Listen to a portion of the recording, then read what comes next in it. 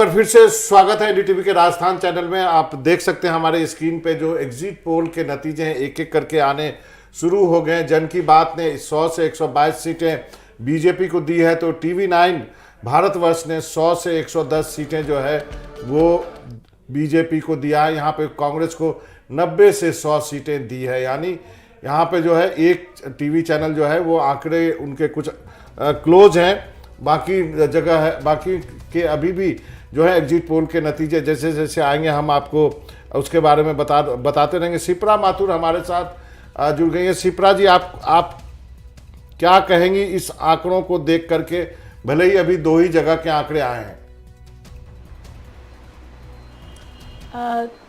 मुझे लगता है कि ये जो एग्जिट पोल है अभी फिर भी इंतजार करना होगा 3 तारीख का जी। और ये इंडिकेट कर रहे हैं कि जो एंटी इनकम्बेंसी का जो एक फैक्टर हमेशा से राजस्थान में रहा है और एक रिवॉल्विंग डोर की तरह हमेशा जिस तरह से रिएक्ट किया है वोटर्स ने, वो वही इंडिकेट कर रहा है कि फिर से इस बार बदलने के मूड में अगर मतदाता है तो फिर ये इंडिकेशन इसी चीज़ का है कि कांग्रेस को 90 से 100 आप दिखा रहे हैं और बीजेपी को 100 से 110, क्योंकि जो मेजॉरिटी जो चाहिए उनको सरकार बनाने के लिए जो इतनी सीटें चाहिए वो 101 का 100 का आंकड़ा है। तो 100 का आंकड़ा लग रहा है कि अगर बीजेपी पूरा कर लेती है तो बदलाव के संकेत है राजस्थान में। लेकिन ये आंकड़ा भी बहुत क्लोज है मैडम। यदि आप देखें, यदि आप 100 से 110 हैं और 90 से 100 हैं तो ये आंकड़ा भी काफ़ी क्लोज है, मतलब। और बाकी 10-15 जो है वो इंडिपेंडेंट और अन्य है। तो ये इस आंकड़े को इस लिहाज से देखें तो कांग्रेस को उतना निराश होने की जरूरत नहीं है। अभी 3 तारीख तक तो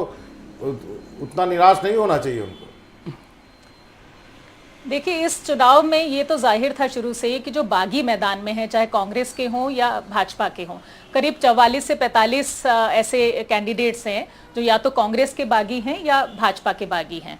और भाजपा के जो बागी हैं उनकी स्थिति जो है वो करीब करीब जितनी सीटों पर वो लड़ रहे हैं, जैसे शिव की सीट है जो काफ़ी जिसकी चर्चा है, वहाँ पर रविंद्र सिंह भाटी हैं, चित्तौड़गढ़ है जहाँ पर चंद्रभान आक्या हैं, ऐसी कुछ सीटें हैं जहां पर भाजपा जो है मजबूत है। तो इस बार ये भी इंडिकेशन है कि अगर आंकड़ा कहीं अटकता है तो उसमें जो बागी उम्मीदवार हैं उनकी भूमिका अच्छी रहेगी। और उस केस में भी मुझे लगता है कि जो भाजपा के जो बागी हैं, रिबेल्स हैं, उनकी स्थिति अपनी अपनी सीटों पर मजबूत है। तो ये इंडिकेशन अगेन फिर वही है कि लगता है कि भाजपा की ओर मुड़ रही है बात।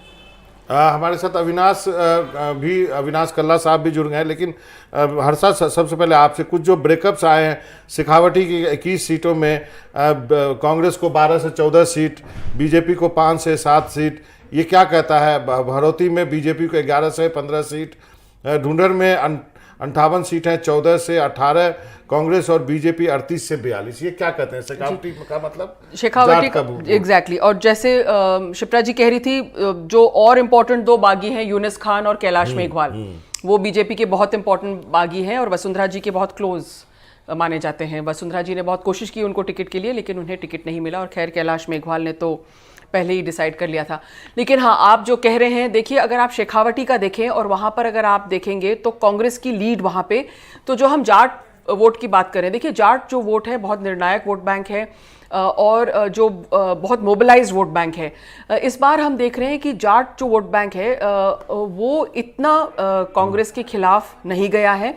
दूसरी बात, हम ये भी देख रहे हैं कि जो जाट वोट बैंक है वो पिछली बार भी कांग्रेस के साथ था और इस बार टूटा नहीं है एक तरह से।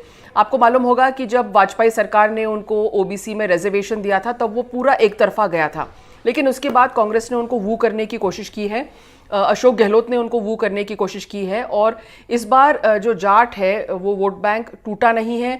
जाट वोट बैंक को अपनी तरफ खींचने के लिए आरएलपी और जो हनुमान बेनीवाल फैक्टर है बहुत बड़ा फैक्टर है। और सब लोग कहते हैं कि वो टीम बी, अशोक गहलोत की टीम बी है, ताकि जाट वोट अगर बीजेपी की तरफ नहीं जाएगा, थोड़ा सा जो जा रहा है वो बेनीवाल ले जाएगा, बाकी अगर कांग्रेस के पास आएगा तो कांग्रेस का हाथ मजबूत होगा। और हम देख रहे हैं कि शेखावटी में ये दिख रहा है, मतलब रुझान के जो एग्जिट पोल के रुझान है उससे ये दिख रहा है। अविनाश जी हमारे साथ जुड़ गए। अविनाश जी, आपका बहुत बहुत शुक्रिया, आप हमारे साथ जुड़े हैं। आपके भी आंकड़े कुछ यही बता रहे थे जो आंकड़े जो स्क्रीन पे दिखाई दे रहे हैं।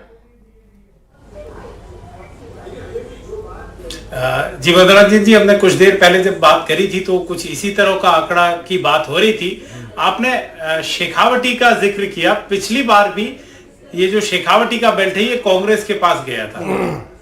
ये वन साइडेड कांग्रेस वोट था। पिछली बार अगर आप देखें 31 सीट जीती थी कांग्रेस ने यहाँ।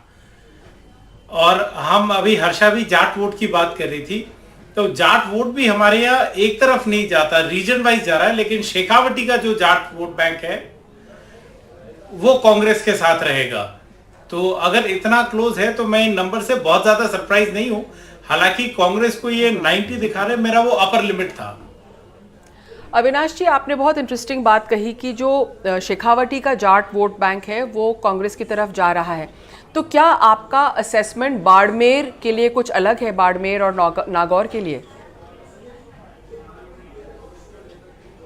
हर्षा, नागौर में ज्यादा से ज्यादा, नागौर और बाड़मेर में ये आरएलपी की तरफ जाता ज्यादा दिख रहा है।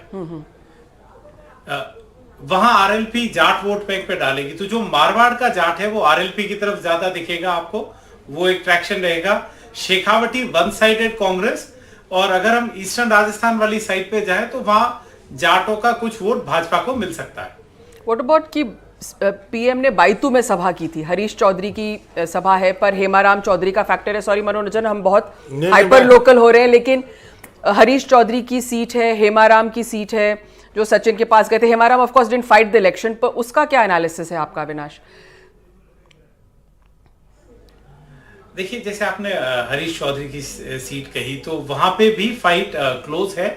और जिस तरह से जाटों का आप देखिए, हरीश चौधरी जिस तरह से वोट मांग रहे थे, उन्होंने अपने मन से प्रियंका के लिए वोट मांग लिया। डायरेक्टली उन्होंने नहीं कहा कि आप इंडिपेंडेंट को बोलिए, पर उन्होंने कहा, बाड़मेर में प्रियंका के दादा का नाम लेके कहा कि उस परिवार को साइड एक तरफ किया गया। और हरीश खुद मुखर रहे हैं कि कांग्रेस पार्टी एक इनडायरेक्टली सपोर्ट करती है एक पार्टी को, तो वो इंटरनल टसल वहां पे काफी एविडेंट है। और बीजेपी वहां चाहेगी कि वोट गेन करे, पर वो एरिया है जहां हनुमान का ज्यादा क्रेज है। सिंपैथी बहुत है हाँ प्रियंका के लिए। अविनाश जी सही कह रहे हैं, सिंपैथी वोट भी एक चीज होती है। इस इलेक्शन में काफी सिंपैथी वोट के भी का भी एक परसेंटेज निकालना चाहिए। मनोरंजन, मेरा सवाल ठीक है, अनुश्री शर्मा भी हमारे साथ जुड़ी है, लेकिन अब शिप्रा जी आपसे, अविनाश आपसे, आप दोनों से मेरा सवाल है। पहले शिप्रा जी से सवाल है कि क्या ये जो आंकड़े हम दिखा रहे हैं, क्या यही आंकड़े बने रह सकते हैं, या आपको लगता है कि एक्चुअल जो काउंटिंग होगी थी इसमें थोड़ा बहुत फेरबदल हो सकता है? मैडम पहले आप, शिप्रा जी। मुझे लगता है कि फेरबदल जी मुझे लगता है कि फेरबदल की गुंजाइश, देखिए ये सब आंकड़े जो होते हैं वो एक बहुत गैसवर्क है इसमें, क्योंकि एग्जिट पोल का जो प्रोसेस है पूरा, क्योंकि दीज आर नॉट सर्वेज, ये एग्जिट पोल्स हैं। जब मतदाता अपना मत डाल के वापस बाहर निकलता है तो उससे जो पूछताछ होती है उसका जो अंदाज लगता है।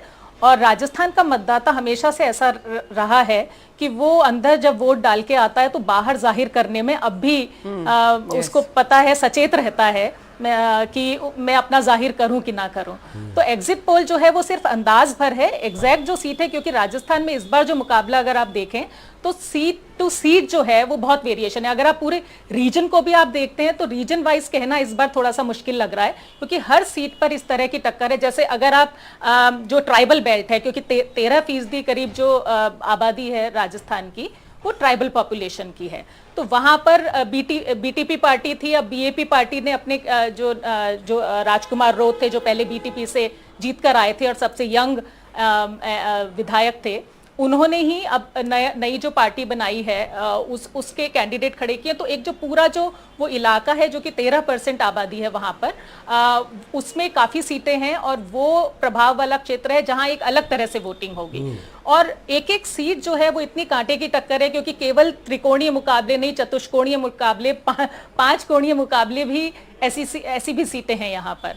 तो इसलिए ये कहना जो है ये सिर्फ अंदाज भर है, गैसवर्क है। और ये देखिए, आप रेंज भी देखिए तो 10 से 20 सीट का फासला सब एग्जिट पोल्स दिखा रहे हैं। तो 10 से 20 सीट तो मतलब आप पिछली बार देखिए कि केवल अगर 27 सीटों का फासला था दोनों पार्टियों की विनिंग, अगर हम गैप देखें तो ये जो 20-25 का फासला है यही आपका तय करेगा कि किस तरफ मुड़ रहा है सारा। तो मुझे नहीं लगता कि इसको हम बहुत बिल्कुल फाइनल ये मान लें कि यही होने वाला है, क्योंकि जो देखिए आप 90 से 100 यानी कि 10 सीट का फासला, और 100 से 110 यानी 10 सीट का फासला, तो 10-20 के सीट में तो मुझे लगता है कि पूरी कहानी बदल जाती है राजस्थान। जी अविनाश जी आप क्या कहेंगे? राजस्थान के आप एमपी भी देखिए, एमपी में भी पिछली बार जो फासला था 109 और 114 सीटों का, तो उसमें बहुत कम फासले पर, और एग्जिट पोल पे अगर हम बहुत रिलाय करें तो मुझे नहीं लगता कि बिल्कुल सटीक अंदाजा अभी इसमें कोर्स करेक्शन होगा। अनुश्री के पास आऊंगा, अभी से मुस्कुरा रही हैं, लेकिन अविनाश जी आप क्या कहेंगे इस पे?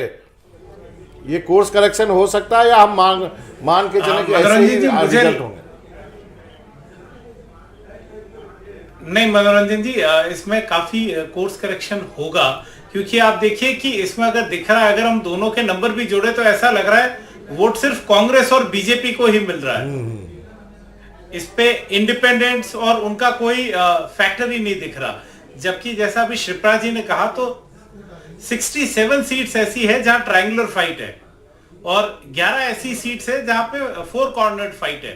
तो करीब करीब 80 सीटें, 78 सीटें ऐसी है जिसपे मामला मल्टी एंगल फाइट है। तो इतना क्लियर नहीं मुझे लगता आएगा।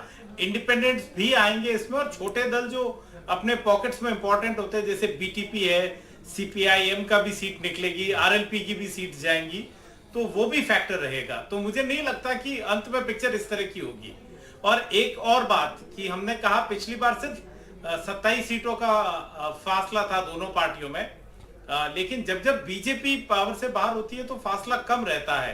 पर वोटिंग परसेंट का अगर हम देखें, वोट शेयर, तो 0.5% का डिफरेंस ही था। 0.53। तो उतने से वोट ने इतनी बड़ी मार्जिन डाल दी। तो इस बार क्या रहेगा फैसला, मैं इन नंबर्स पे अभी ये नहीं कहूंगा कि ये बहुत ज्यादा सटीक नंबर है।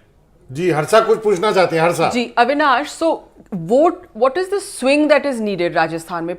थोड़ा सा स्विंग के बारे में बताइए कि कितना स्विंग चाहिए for a change in government? पिछली बार कितना स्विंग था? पिछली बार Harsha we were less than % less vote हुआ था, 1% से कम नीचे वोट गिरा और सरकार बदल गई।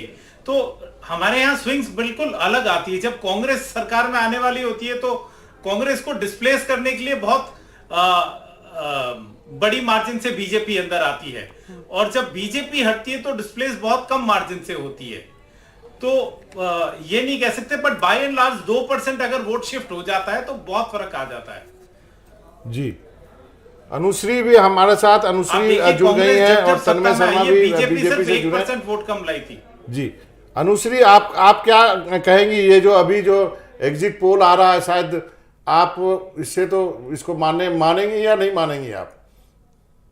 जी देखिए, एग्जिट पोल्स जो आ रहे हैं ये एक अनुमानित अंदाजा है, और इसमें अभी काफी सारे चेंजेस होने बाकी है, क्योंकि हमने पहले भी शासन किया है और अभी भी हमको पूरा विश्वास है कि जो हमारी योजनाएं थी, जो हमारी कार्यशैली थी, उस पे राजस्थान की जनता ने वोट किया है। तो निश्चित तौर पे पूर्ण बहुमत के साथ हमारी सरकार आएगी। रही बात भारतीय जनता पार्टी की, तो भारतीय जनता पार्टी के पास ना तो इनका कोई रिपोर्ट कार्ड है, ना ही इन्होंने इस तरीके का कोई काम किया है। तो स्थितियां जो है वो 3 दिसंबर को क्लियर हो जाएंगी।